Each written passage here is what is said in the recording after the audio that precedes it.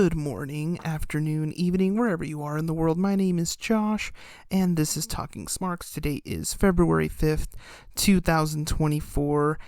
What another crazy week it's been, especially if you're in the WWE. It's been just utterly chaotic, so let's go ahead and dive right into it. This Wrestlemania has already been bitten by the injury bug. We already got multiple things going on. We got Seth Rollins. We have no clue if he's going to make it to the show or not, if he's going to be cleared in time due to the injuries he suffered. We know for a fact CM Punk isn't going to make it. He won't be back probably till September at the earliest.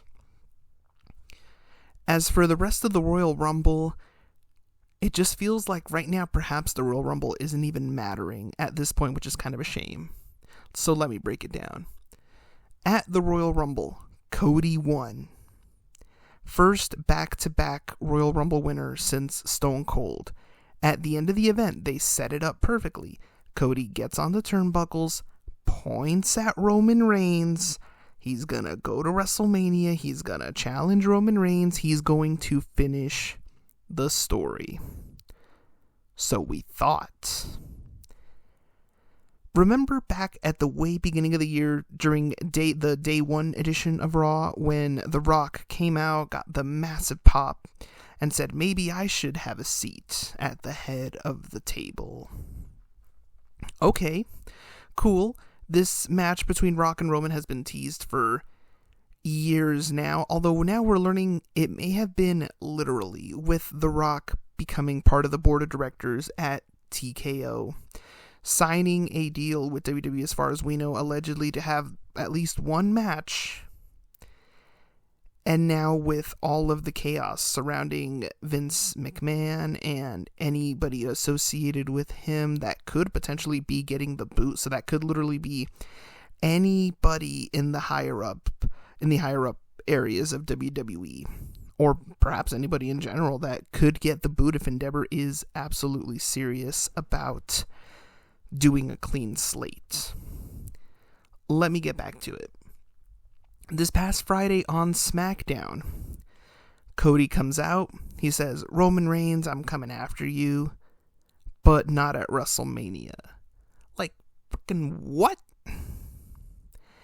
He says he took counsel from somebody that he knows very well. Out comes The Rock. This clip, it was uploaded to YouTube. It has become the most disliked video in the history of the WWE. People are not happy about it. The hashtag #WeWantCody has been trending for several days now on X or Twitter or whatever you want to call it. But point is, that app with the bird. Even people within WWE are not happy. Ricochet and Logan Paul both tweeted out, "We want Cody." And this movement is not going down anytime soon. We'll see what happens. At the NXT Deadline event this past weekend, they were showing clips from SmackDown on the big screen. When The Rock came out, the crowd booed their lives out. People are not happy about this. If you ask me, there is a way to potentially fix this and keep everybody happy. Keep in mind, I am not a booker. I'm not a wrestling journalist. I don't make the decisions. I am just a person with a podcast. Hear me out.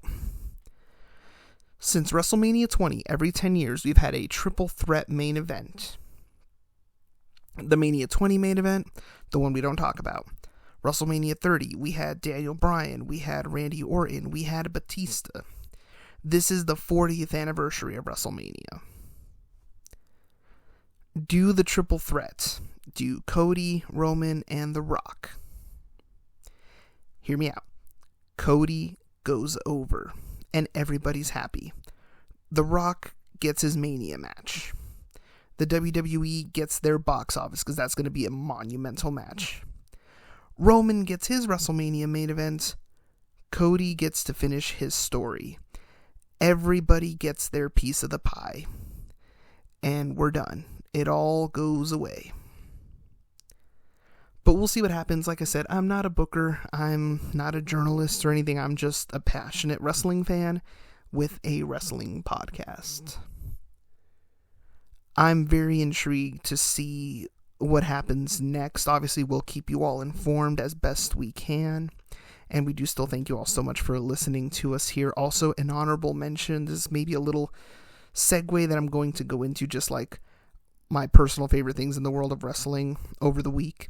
This past week, we had a match between Deonna Purrazzo and Taya Valkyrie on AEW Dynamite. That match was great. The ring work, you had Timeless Tony Storm on commentary, just throwing out some of the most unhinged lines that you will ever hear. It was just chaotic and beautiful. And honestly, I can't wait for Revolution for that match between Deonna and Tony. Also, too, with Serena Deeb making her return to the ring, and we know just how good of a technician she is in the ring. I'm just saying here, and I'm putting it out there. I'm going to manifest it. Best of 7, Serena Deeb and Deonna.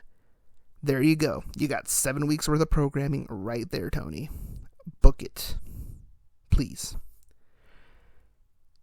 And that is it for our episode today. Just giving you all just little bite-sized previews of what's going on here in the wrestling industry. We'll try to keep you all informed as best we can. And we do thank you all so much for listening wherever you are. And you all have a great rest of your day.